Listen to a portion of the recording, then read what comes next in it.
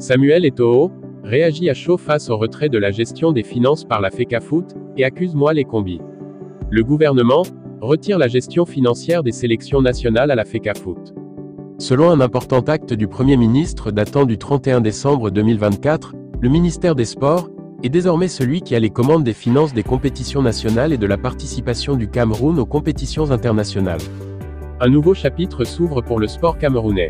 La Fédération camerounaise de football, FECAFOOT, tout comme d'autres fédérations sportives, ne sera plus responsable de la gestion financière de ces sélections nationales. Cette décision majeure a été entérinée par la circulaire de la loi des finances 2025, signée par le Premier ministre le 31 décembre dernier. Désormais, c'est le ministère des Sports qui aura la mainmise sur les fonds destinés aux compétitions sportives nationales et internationales. Cette centralisation des ressources financières est clairement explicitée dans l'article 171 de la circulaire.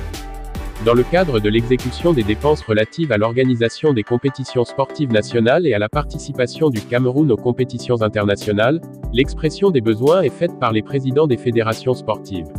Les fonds y afférents sont mis à la disposition du ministre chargé des Sports, qui en assure la gestion.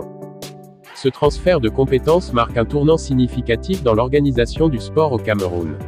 Les fédérations sportives, comme la FECAFOOT, devront désormais soumettre leurs demandes de financement au ministère des Sports.